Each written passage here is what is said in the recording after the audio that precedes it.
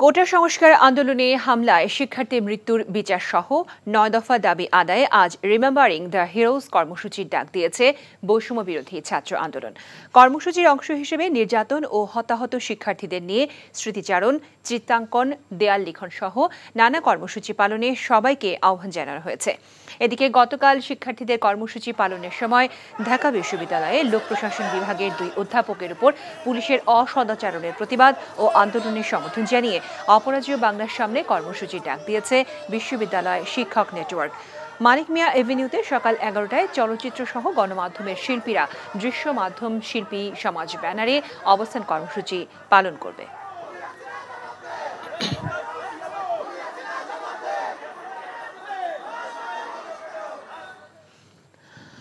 আজ থেকে স্বল্প দূরত্বে চলাচলকারী যাত্রীবাহী ট্রেন চলাচল শুরু হওয়ার কথা। কারফিউ শিথিল থাকার সময়টাতে মেইল, লোকাল ও কমিউটার ট্রেন চলাচল করবে।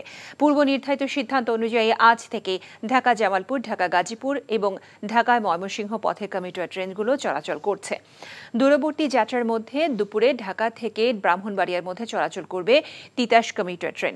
এরপর আস্তে আস্তে আন্তনগর ট্রেনগুলো চালু হবে। মঙ্গলবার রেল ভবনে এক বৈঠকে রেল কর্তৃপক্ষ ছাড়াও পুলিশ ও বিভিন্ন গোয়েন্দা সংস্থার প্রতিনিধিরা উপস্থিত ছিলেন।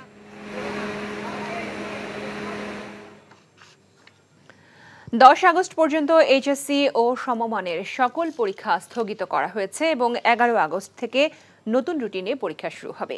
আন্তঃশিক্ষা বোর্ড সমন্বয় কমিটির পক্ষ থেকে কথা জানানো হয়েছে। এর আগে ৩ ধাপে ১ আগস্ট পর্যন্ত ৮টি পরীক্ষা স্থগিত করা হয়েছিল। সাধারণ শিক্ষার্থীদের নিরাপত্তা নিশ্চিত করতে পরীক্ষাগুলো স্থগিত করা হয় বলে জানানো হয়েছে। এখনও নতুন তারিখ নির্ধারণ না হলেও ১১ আগস্টের পর স্থগিত হওয়া পরীক্ষাগুলো অনুষ্ঠিত হবে বলে জানিয়েছেন আন্তঃশিক্ষা বোর্ড সমন্বয় কমিটির সভাপতি। দেশের সার্বিক পরিস্থিতি বিবেচনায় এর আগে প্রথমে ১৮ জুলাই, তারপর ২১, ২৩ ও ২৫ জুলাই এবং সবশেষ ১ আগস্ট পর্যন্ত এইচএসসি ও সমমানের পরীক্ষা স্থগিত করেছিল আন্তঃশিক্ষা বোর্ড সমন্বয় কমিটি। ভারী বর্ষণ ও উজান থেকে নেমে আসা পাহাড়ি ঢলে কক্সবাজারে বন্যা দেখা দিয়েছে। আর টানা বৃষ্টিতে চট্টগ্রাম নগরীর অধিকাংশ এলাকায় জলাবদ্ধতা সৃষ্টি হয়েছে। সব নদী বন্দরকে ১ নম্বর এবং সমুদ্র বন্দরকে ৩ নম্বর সংকেত দেখাতে বলা হয়েছে। গত রাত থেকে সকাল পর্যন্ত একটানা ভারী বর্ষণে চট্টগ্রাম নগরীর বিভিন্ন এলাকায় জলাবদ্ধতা সৃষ্টি হয়েছে। পানি সরে না যাওয়ায় চরম দুর্ভোগে পড়েছে মানুষ। আশঙ্কা তৈরি হয়েছে পাহাড় ধসের। চট্টগ্রামের পতেঙ্গা আবহাওয়া অফিস থেকে জানানো হয়েছে, আজ ও আগামীকাল থেকে হালকা ও মাঝারি ধরনের বৃষ্টিপাতের সম্ভাবনা রয়েছে। এদিকে টানা ভারী বর্ষণ ও পাহাড়ি ঢলে কক্সবাজারে বন্যা দেখা দিয়েছে। সোমবার থেকে বিরতিহীন বৃষ্টির কারণে জেলার ৭ উপজেলার ১৫টি ইউনিয়নে বন্যা ও পাহাড়ি ঢলের পানি ঢুকে প্লাবিত হয়েছে। এতে ১.৫ লাখের বেশি মানুষ পানিবন্দী হয়ে পড়েছে। পাহাড়ি ঢলে মাতামুহুরী ও বাঁকখালী নদীর কমপক্ষে ১০টি পয়েন্টে বেড়িবাঁধ ভেঙে গেছে। ভাঙন দিয়ে লোকালয়ে পানি ঢুকে নতুন নতুন এলাকা প্লাবিত হচ্ছে। বাঁকখালী নদীর তীরবর্তী এলাকার বাসিন্দারা চরম ভোগান্তিতে রয়েছেন বলে জানান স্থানীয়রা। এ বিষয়ে আরো জানতে আমরা চলে যাচ্ছি চট্টগ্রামে। সেখানে আছেন সিনিয়র করেসপন্ডেন্ট আরিজ আহমেদ। আরিজ, বৃষ্টি কি এখনো আছে কিনা এবং শহরেরই কি বা অবস্থা, আপনি কতটুকু জানতে পেরেছেন?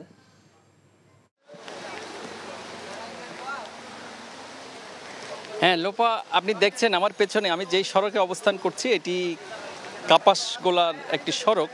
এর আশেপাশে আসলে বাকলি এলাকা। প্রতিটা এলাকায় এইভাবেই পানিতে নিমজ্জিত আছে পুরো এলাকা। তো সেই কারণে সড়কে যেমন যান চলাচলের দুর্ভোগ সৃষ্টি হয়েছে, বন্ধ হয়ে গেছে, যানজট বেড়েছে, গাড়ি মাঝপথে বন্ধ হয়ে পড়ছে। সাধারণ মানুষও আসলে দুর্ভোগ থেকে কোনোভাবে রেহাই মিলছে না। তো আপনি জানেন যে এই সড়কের পরে চট্টগ্রামের নগর পিতার বাড়ি, তার বাড়িও যে পানিতে নিমজ্জিত হয়ে আছে এমনটি বলছেন যে চট্টগ্রাম সিটি কর্পোরেশনের এক কর্মকর্তা এখনই তা নিশ্চিত করেছেন। এছাড়া আমাদের আসলে এর পেছনে যাওয়ার তেমন একটা সুযোগ নেই, কারণ কোমর পর্যন্ত পানি সড়কে উঠে আছে। এছাড়া যে এখানে যে চাকতাই খাল আছে সেটি সারা বছরই আসলে চট্টগ্রামের দুঃখ হিসেবে পরিচিতি আছে এবং এখনো পর্যন্ত চাকতাই খালের আশেপাশে আসলে পানি সহজে নিষ্কাশন না হওয়ার কারণে এই এলাকায় প্রতি বছরের মতো নিম্নাঞ্চলগুলো আসলে চট্টগ্রাম শহরের যে নিম্নাঞ্চলগুলো আছে সেগুলো আসলে পানিতে নিমজ্জিত হয়ে আছে। তো সেই কারণে মানুষের দুর্ভোগ বেড়েছে। গত বোর্ড থেকে টানা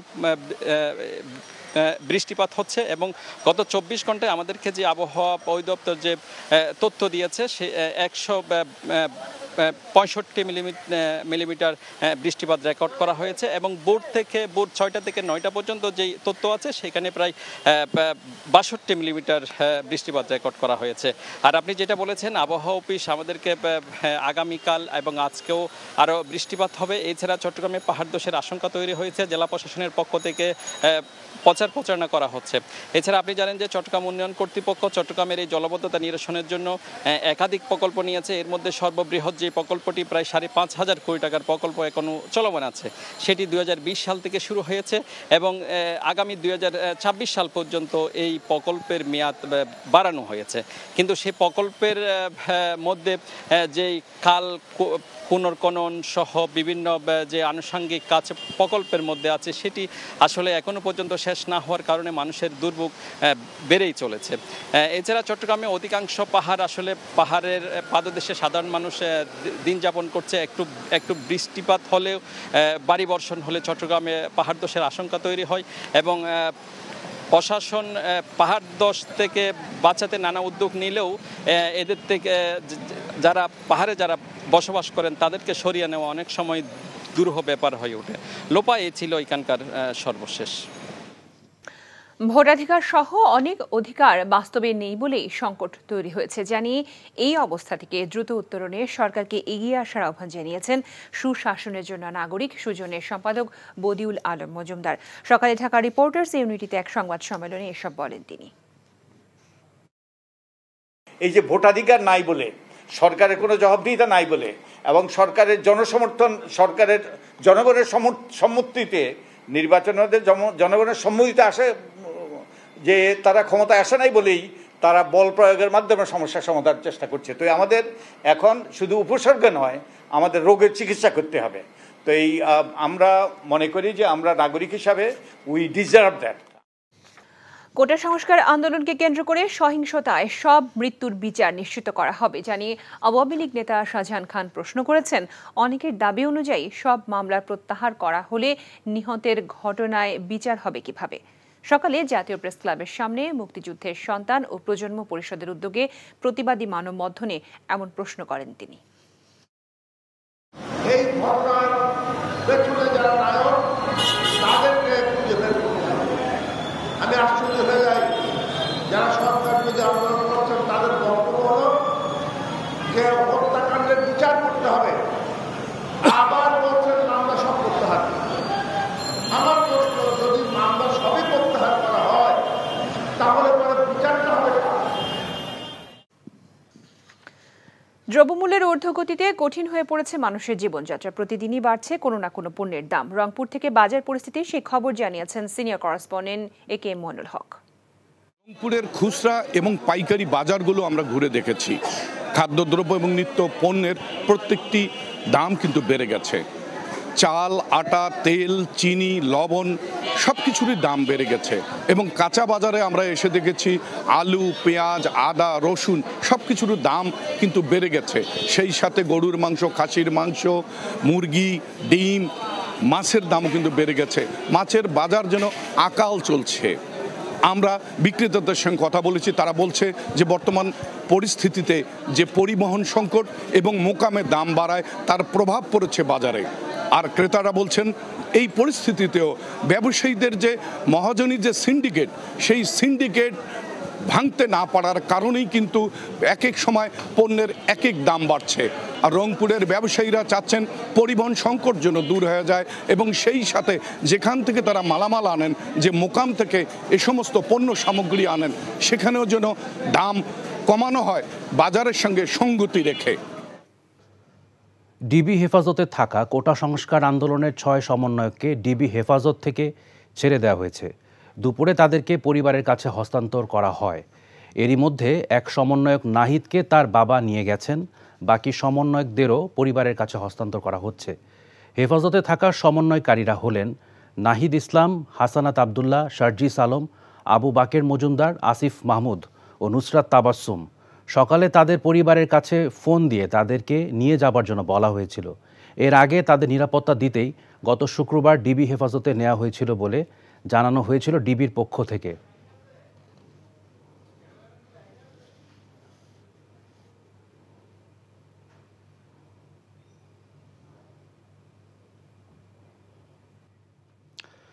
ডিবি কার্যালয়ের সামনে আছেন সহকর্মী আপেল শাহরিয়ার, সরাসরি যাচ্ছি তার কাছে। আপেল, 6 সমন্বয়কারী সবাইকে কি তাদের পরিবারের কাছে হস্তান্তর করা হয়েছে কিনা আর কি বলছেন তারা?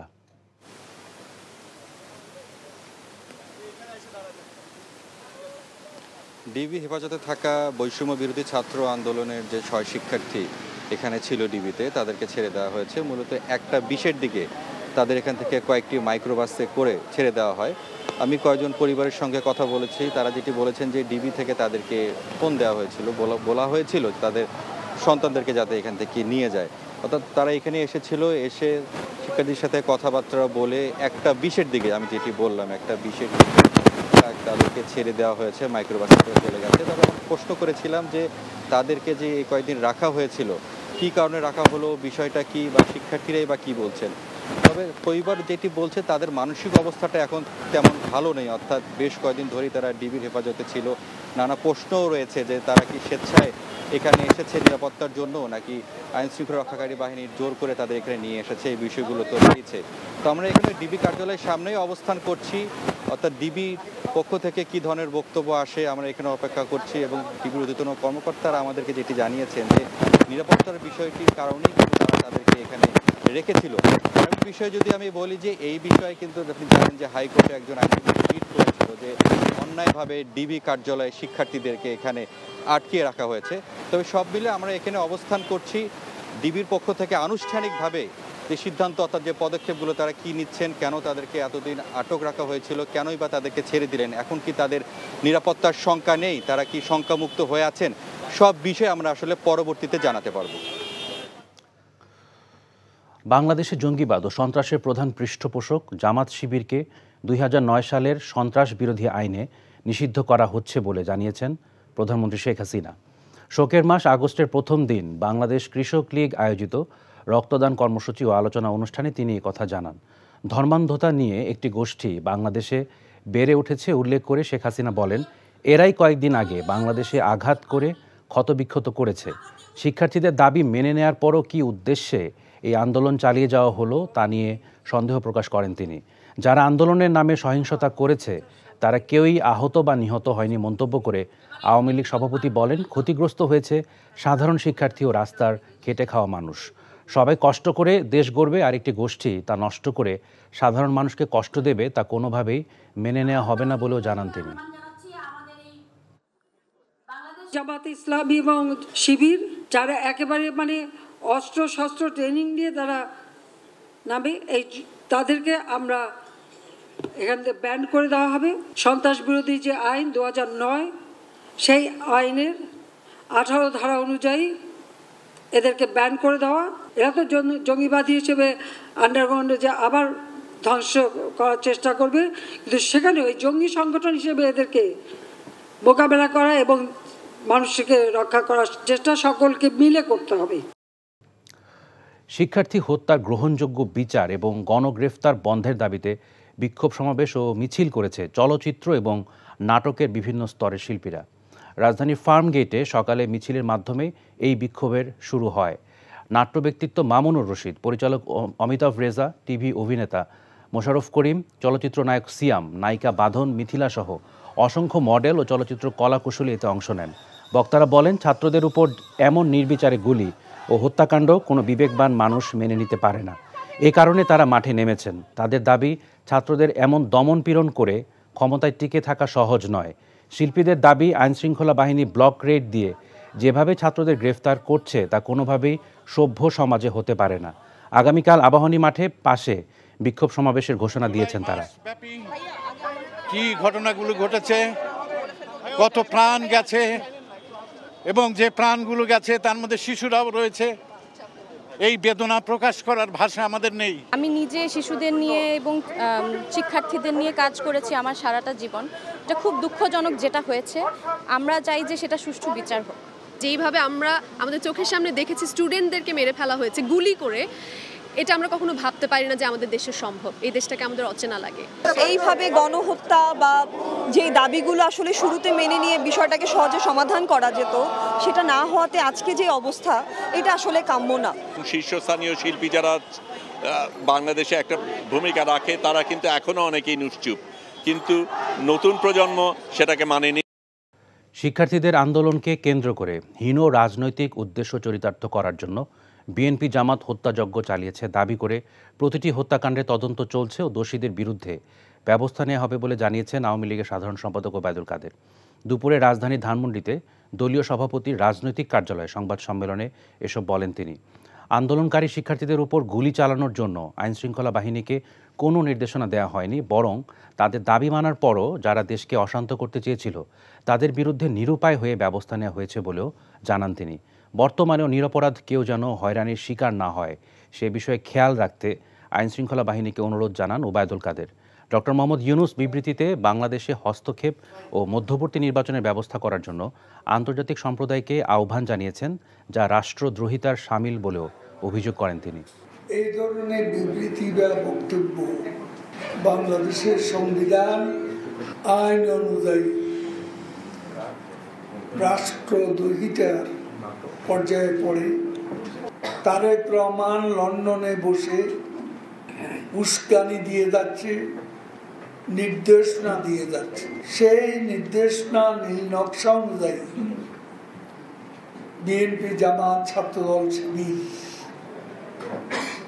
এবং তাদের জঙ্গি গোষ্ঠী ভয়াবহ ধ্বংসযজ্ঞ হত্যাকাণ্ড চালিয়েছে। জামাত ও শিবির সহ সব সহযোগী সংগঠনকে কিছুক্ষণের মধ্যে নিষিদ্ধ ঘোষণা করে প্রজ্ঞাপন দেয়া হবে বলে জানিয়েছেন আইনমন্ত্রী আনিসুল হক। সচিবালয়ে দুপুরে এই কথা জানান তিনি। গতকালকে স্বরাষ্ট্র মন্ত্রণালয় এই আইনি বাধ্যবাধকতা পূরণ করে আজকে সকালে এটা আমার মন্ত্রণালয়ের লেজিসলেটিভ ডিভিশনে পাঠানো হয়েছিল এবং লেজিসলেটিভ ডিভিশনে পাঠানো হওয়ার পরে আমরা এটাকে ভেটিং করে আমরা আবার এটাকে স্বরাষ্ট্র মন্ত্রণালয়ে পাঠিয়ে দিয়েছি। আমার মনে হয় যে কিছুক্ষণের মধ্যেই স্বরাষ্ট্র মন্ত্রণালয় এই গেজেট নোটিফিকেশন পাবলিশ করে দিবেন। সাধারণ শিক্ষার্থীদের উপর গুলি ও গণগ্রেপ্তারের কঠোর সমালোচনা করে আন্দোলনের সমর্থন দেয়া শিক্ষকদের উপর হামলা ও গ্রেপ্তারের নিন্দা জানিয়েছেন বাংলাদেশ শিক্ষক নেটওয়ার্কের নেতারা। অন্যদিকে নীল দলের শিক্ষকরা সংবাদ সম্মেলন করে অযৌক্তিক আন্দোলনের সমালোচনা করেন। দুপুরে ঢাকা বিশ্ববিদ্যালয়ের অপরাজেয় বাংলার সামনে বিক্ষোভ সমাবেশ করে এসব জানান তারা। নিপীড়ন বিরোধী শিক্ষক সমাবেশের ব্যানারে আয়োজিত এই সমাবেশে বিশ্ববিদ্যালয়ের শিক্ষক ও শিক্ষার্থীরা অংশ নেন।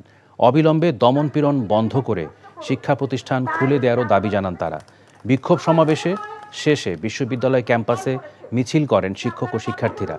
এদিকে কোটা সংস্কার ইস্যুতে শিক্ষার্থীদের দাবি মেনে নেয়ার পরও সরকার পতনের দাবিতে আন্দোলনের কোনো ভিত্তি নেই বলে মন্তব্য করেছেন ঢাকা বিশ্ববিদ্যালয়ের নীল দলের আহ্বায়ক অধ্যাপক ডক্টর আমজাদ আলী। দুপুরে বিশ্ববিদ্যালয় ক্লাবে আয়োজিত সংবাদ সম্মেলনে এসব বলেন তিনি। এ সময় নিপীড়ন বিরোধী শিক্ষক সমাবেশের নামে শিক্ষকদের আন্দোলনেরও সমালোচনা করেন তিনি। ক্যাম্পাসে ঘটে যাওয়া অনাকাঙ্ক্ষিত ঘটনা সুষ্ঠু তদন্তের মাধ্যমে দোষী ব্যক্তিদের গ্রেফতারের দাবি জানানো হয় সংবাদ সম্মেলনে। সন্ত্রাস বিরোধী আইন 2009-এর 18-র 1 ধারা অনুযায়ী বাংলাদেশ জামাতে ইসলামী ও ছাত্র শিবির সহ তাদের সকল অঙ্গ সংগঠনকে রাজনৈতিক দল ও সংগঠন হিসেবে নিষিদ্ধ করে প্রজ্ঞাপন জারি করেছে স্বরাষ্ট্র মন্ত্রণালয়। বিকেলে প্রজ্ঞাপন জারি করা হয়। 2008 সালে 4 নভেম্বর রাজনৈতিক দল হিসেবে নিবন্ধন পায় জামায়াতে ইসলামী। 2013 সালে এক রিটের পর জামায়াতে ইসলামের নিবন্ধন বাতিল ও অবৈধ ঘোষণা করে রায় দেয় হাইকোর্ট। ওই রায়ের 5 বছর পর 2018 সালের 28 অক্টোবর নির্বাচন কমিশন দলটির নিবন্ধন বাতিল করে প্রজ্ঞাপন জারি করে। আর হাইকোর্টের রায়ের বিরুদ্ধে জামায়াত আপিল করলে 2023 সালের 19 নভেম্বর আপিল বিভাগ তা খারিজ করে দেন। ফলে এতদিন জামায়াতে ইসলামী দল হিসেবে কোনো নির্বাচনে অংশ নিতে না পারলেও রাজনৈতিক দল হিসেবে তারা নিষিদ্ধ ছিল না। গেল সোমবার প্রধানমন্ত্রী শেখ হাসিনার সভাপতিত্বে 14 দলের এক বৈঠকে জামায়াতকে রাজনৈতিক দল হিসেবে নিষিদ্ধ করার সিদ্ধান্ত নেওয়া হয়। 3 দিনের মাথায় বাস্তবায়ন হলো সেই সিদ্ধান্তের। আজ দলটির রাজনীতি নিষিদ্ধ করে প্রজ্ঞাপন জারি করা হয়েছে। এখন তারা আন্ডারগ্রাউন্ডে চলে গেলেও তাদের মোকাবেলা করার মতো প্রস্তুতি আছে বলে জানিয়েছেন স্বরাষ্ট্রমন্ত্রী আসাদুজ্জামান খান কামাল এবং আইনমন্ত্রী আনিসুল হক।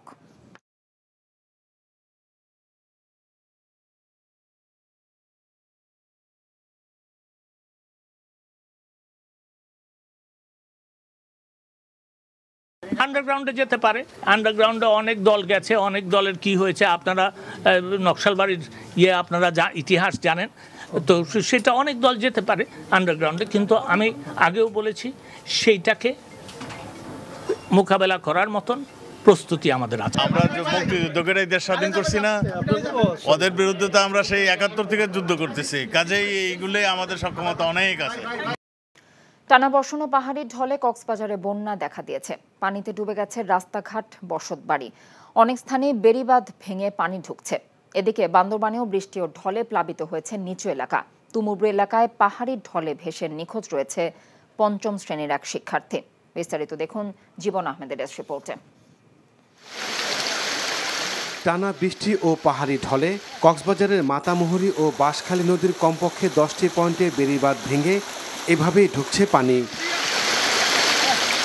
মুহূর্তে তলিয়ে গেছে বিস্তীর্ণ এলাকা। সোমবার থেকে মুষলধারে বৃষ্টি হচ্ছে জেলায়। উখিয়া, টেকনাফ, চকরিয়া, পেকুয়া, রামু সদর উপজেলার 70টি গ্রাম বন্যা কবলিত হয়ে পড়েছে।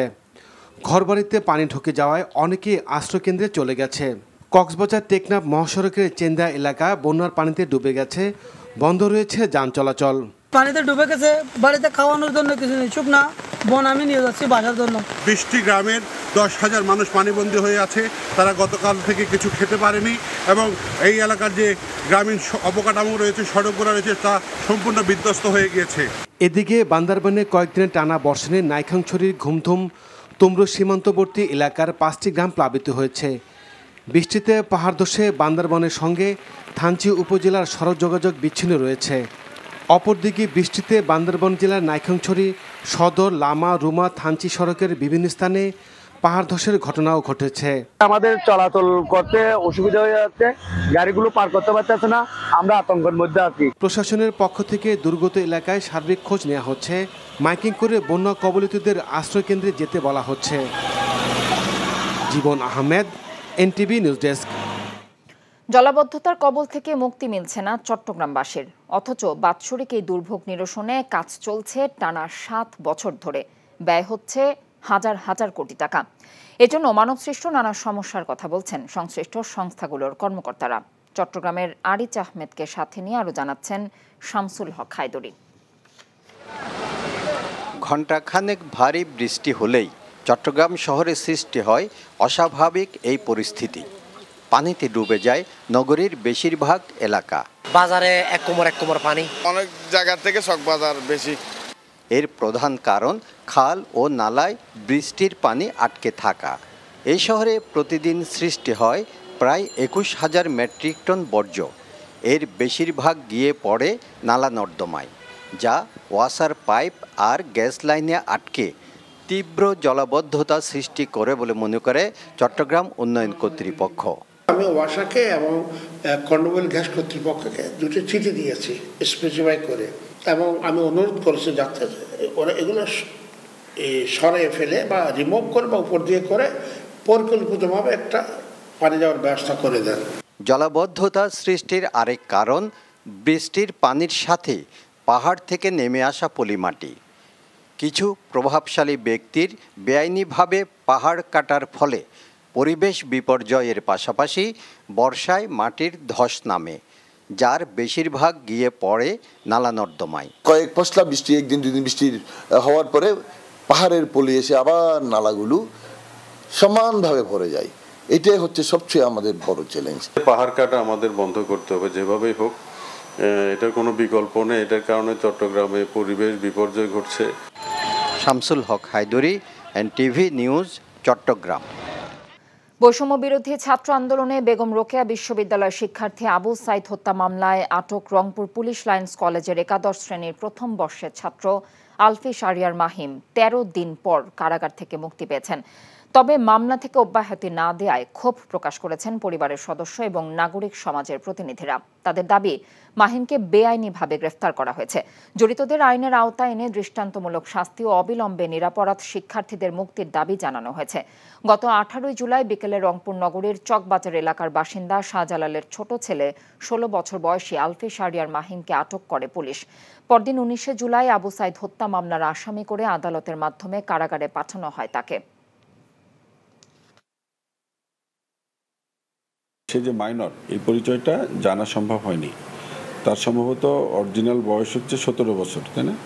কিন্তু দেখানো হয়েছে 20 বছর। এই বিষয়টি সোশ্যাল মিডিয়ার মাধ্যমে জানার সাথে সাথেই আমি ব্যক্তিগতভাবে ওর পরিবারের সাথে যোগাযোগ করি সাংবাদিকদের মাধ্যমে। আমাকে যেহেতু পুলিশ কমিশনার সাহেব নিজেও বলছে আর কখনো ওকে কোর্টে আসতে হবে না, আপনাদের মাধ্যমে আমি এটা জোর আকুল আবেদন জানাই তার এই কথাটা যেন বাস্তবায়ন হয়। চট্টগ্রামে নির্বিচারে পাহাড় কেটে পরিবেশ বিনষ্ট করছে প্রভাবশালী মহল, অথচ সিডিএর কার্যকরী কোনো ভূমিকা নেই বলে অভিযোগ করেছেন পরিবেশ নিয়ে কাজ করা কয়েকটি সংগঠনের নেতারা। সকালে চট্টগ্রাম উন্নয়ন কর্তৃপক্ষ সিডিএ ভবনের সামনে মানববন্ধন কর্মসূচি থেকে বক্তারা এমন অভিযোগ করেন। বক্তারা প্রশ্ন রাখেন, পাহাড় কেটে ভূমিদস্যুরা বহুতল ভবন নির্মাণ করছে কিভাবে? খাল নদী পাহাড় রক্ষা আন্দোলনের সাধারণ সম্পাদক অলিউর রহমান, নারী নেত্রী নূরজাহান খান, চট্টগ্রাম প্রেস ক্লাবের সহ সভাপতি চৌধুরী ফরিদ এ সময় উপস্থিত ছিলেন। ছিটমহল বিনিময় দিবস আজ। বাংলাদেশ ভারত স্থল সীমান্ত চুক্তির আওতায় 2015 সালের আজকের দিনে উভয় দেশের 162টি ছিটমহল বিনিময়ের মধ্য দিয়ে 68 বছর ধরে বন্দি দশা থেকে মুক্তি পান এর বাসিন্দারা। চুক্তির আওতায় লালমনিরহাট, কুড়িগ্রাম, নীলফামারী ও পঞ্চগড়ের অভ্যন্তরে থাকা 111টি ভারতীয় ছিটমহল যুক্ত হয় এদেশের ভূখণ্ডের সাথে এবং প্রতিবেশী দেশটির অভ্যন্তরে থাকা 51টি বাংলাদেশি ছিটমহল মিশে যায় ভারতীয় ভূখণ্ডে। সন্ত্রাস বিরোধী আইনে বাংলাদেশ জামায়াতে ইসলামী ও ছাত্র শিবির সহ তাদের সকল অঙ্গ সংগঠনকে রাজনৈতিক দল ও সংগঠন হিসেবে নিষিদ্ধ করে প্রজ্ঞাপন জারি করেছে স্বরাষ্ট্র মন্ত্রণালয়। বিকেলে এই প্রজ্ঞাপন জারি করা হয়। এখন তারা আন্ডারগ্রাউন্ডে চলে গেলেও তাদের মোকাবেলা করার মতো প্রস্তুতি আছে বলে জানিয়েছেন স্বরাষ্ট্রমন্ত্রী ও আইনমন্ত্রী। তামজিদ সুমনের রিপোর্ট। 2013 সালে এক রিটের পর জামাতে ইসলামের নিবন্ধন বাতিল ও অবৈধ ঘোষণা করে রায় দেয় হাইকোর্ট। এরপর 2018 সালের অক্টোবরের শেষের দিকে নির্বাচন কমিশন জামাতে ইসলামের নিবন্ধন বাতিল করে প্রজ্ঞাপন জারি করে। ফলে এতদিন জামাতে ইসলামী দল হিসেবে কোনো নির্বাচনে অংশ নিতে না পারলেও রাজনৈতিক দল হিসেবে নিষিদ্ধ ছিল না। তবে গেল সোমবার জামাতকে রাজনৈতিক দল হিসেবে নিষিদ্ধ করার সিদ্ধান্ত নেওয়া হয়। এর 3 দিনের মাথায় বাস্তবায়ন হলো সেই সিদ্ধান্ত। প্রজ্ঞাপন জারির মাধ্যমে নিষিদ্ধ হলো জামায়াতের রাজনীতি। এখন তারা আন্ডারগ্রাউন্ডে চলে গেলেও তাদের মোকাবেলা করার মতো প্রস্তুতি আছে বলে জানান স্বরাষ্ট্রমন্ত্রী। জামাত নিষিদ্ধকরণ এইটা ফাইল সব কমপ্লিট হয়ে গিয়েছে। এখন প্রজ্ঞাপনটা যেটা জারি করার সেইটা আইন মন্ত্রণালয় থেকে ভেটিং হয়ে অলরেডি চলে গিয়েছে জায়গা মতো। আমরা যে মুক্তিযুদ্ধকেরাই দেশ স্বাধীন করছি না, ওদের বিরুদ্ধে তো আমরা সেই 71 থেকে যুদ্ধ করতেছি। কাজেই এইগুলোই আমাদের সক্ষমতা অনেক আছে। এর আগে আইনমন্ত্রী বলেন, সন্ত্রাস বিরোধী আইনের 2009-এর 18(1) ধারা অনুযায়ী বাংলাদেশ জামায়াতে ইসলামী ও ছাত্র শিবির সহ তাদের সকল অঙ্গ সংগঠনকে রাজনৈতিক দল ও সংগঠন হিসেবে নিষিদ্ধ করা হয়েছে। এটা সন্ত্রাস বিরোধী আইনে যে দ্বিতীয় তফসিল আছে সেইখানে সেই নামগুলো সেই তালিকাভুক্ত হবে। ইন্টারন্যাশনাল ক্রাইমস ট্রাইব্যুনাল অ্যাক্ট সেইখানেও আমরা সংশোধন করার ব্যবস্থা করেছি এবং এই ব্যান করার পরেও তাকে আপনার সাজা দেওয়া যাবে না এমনটি নয়, কিন্তু কথা হচ্ছে ব্যান যেহেতু হয়ে গেছে হয়তো ব্যান করার ব্যাপারটা সাজার মধ্যে আর আসবে। আন্ডারগ্রাউন্ডে যেতে পারে, সেইটাকে মোকাবেলা করার মতন প্রস্তুতি আমাদের আছে। গণহারে গ্রেপ্তার প্রসঙ্গে মন্ত্রী এইচএসসি পরীক্ষার্থী ও মাইনরদের জামিন দেওয়ার ক্ষেত্রে সরকারি আইনজীবীদেরকে স্ব-উদ্যোগী হওয়ার অনুরোধ জানান। Tamjid Suman, NTV news, Dhaka. যেখানে তিনি নিজেই স্বজন হারানোর ব্যথা বয়ে বেড়াচ্ছেন, সেখানে তিনি ক্ষমতায় থেকে কারো জীবন নেবেন তা কোনোভাবেই হতে পারে না বলে মন্তব্য করেছেন প্রধানমন্ত্রী শেখ হাসিনা।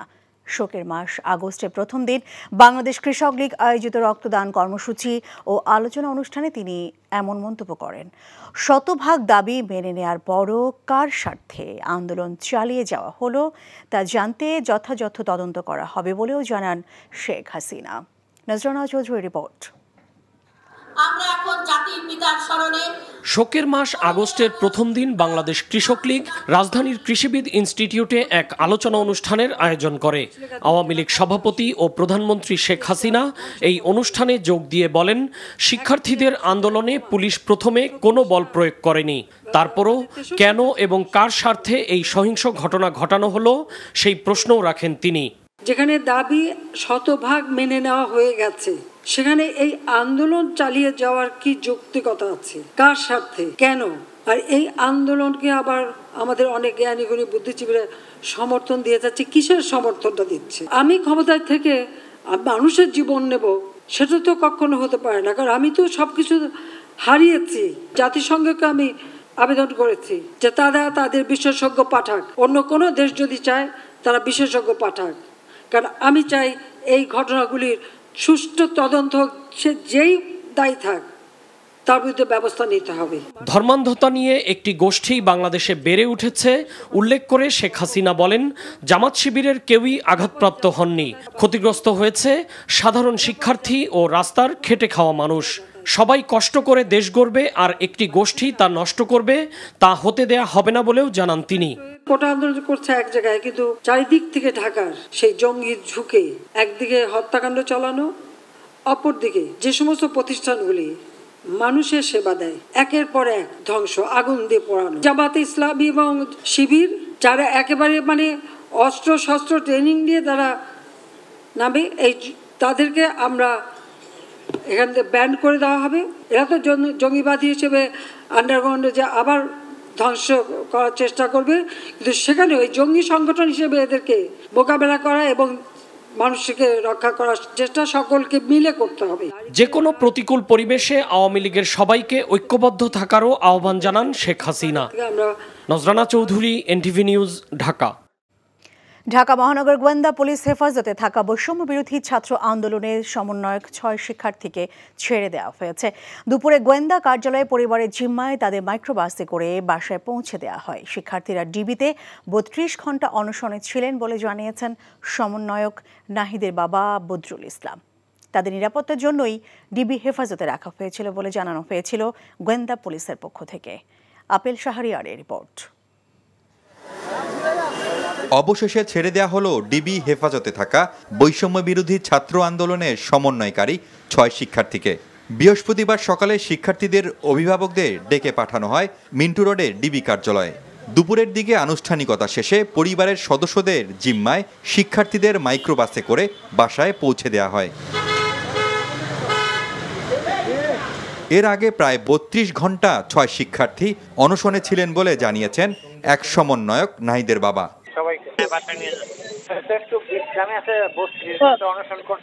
নিরাপত্তাজনিত কারণ দেখিয়ে কোটা সংস্কার আন্দোলনের সমন্বয়কদের মধ্যে প্রথমে 3 জনকে গত শুক্রবার বিকেলে ধানমন্ডির গণস্বাস্থ্য নগর হাসপাতাল থেকে ডিবি কার্যালয়ে নিয়ে যাওয়া হয়। তারা হলেন নাহিদ ইসলাম, আসিফ মাহমুদ ও আবু বাকের। তাদের মধ্যে নাহিদ ও আসিফ সেখানে চিকিৎসা নিচ্ছিলেন। পরদিন সন্ধ্যায় নিরাপত্তার কারণ দেখিয়েই সার্জিস আলম ও হাসনাত আবদুল্লাহকেও নিয়ে আসা হয় ডিবি কার্যালয়ে। আর রোববার ভোরে মিরপুরে এক আত্মীয়র বাসা থেকে আনা হয় নুসরাত তাবাসসুমকে। ডিবি কার্যালয় থেকেই রোববার এক বিবৃতিতে শিক্ষার্থীদের আন্দোলন প্রত্যাহারের ঘোষণা দেয় তারা। আমাদের প্রধান দাবি ছিল কোটার যৌক্তিক সংস্কার, যা ইতিমধ্যে সরকার পূরণ করেছেন। এখন শিক্ষার সুষ্ঠু পরিবেশ নিশ্চিত করার লক্ষ্যে দ্রুত শিক্ষা প্রতিষ্ঠান খুলে দেওয়ার জন্য সরকারের প্রতি জোর আহ্বান জানাই। সার্বিক স্বার্থে আমরা এই মুহূর্তে থেকে আমাদের কর্মসূচি প্রত্যাহার করছি। গোয়েন্দা কার্যালয় থেকে এমন বিবৃতি নিয়ে আলোচনা হয় বিভিন্ন মহলে। পরদিন 6 শিক্ষার্থীকে পরিবারের কাছে ফিরিয়ে দিতে হাইকোর্টে রিটও করেছিলেন কয়েকজন আইনজীবী। Apple Shahriar, NTV news, Dhaka.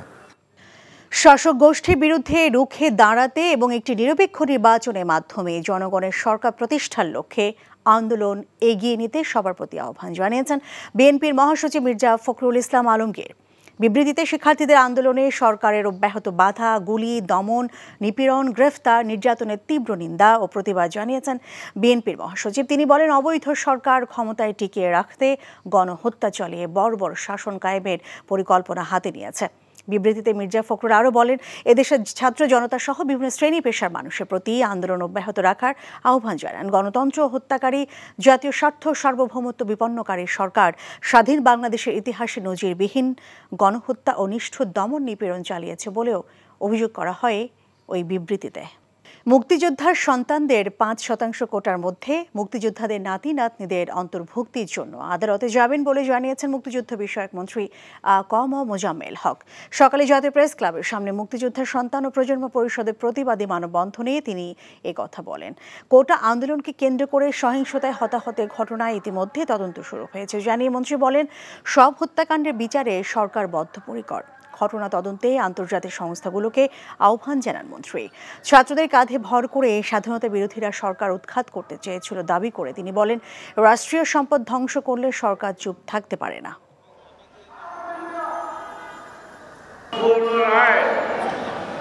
হস্তগত হলে আমরা দেখব আজকে সন্তানদের চাকরি করার বয়স নাই, সেটা যদি নাতি পর্যন্ত হয়, এই কথা নিয়ে আমরা মহামান্য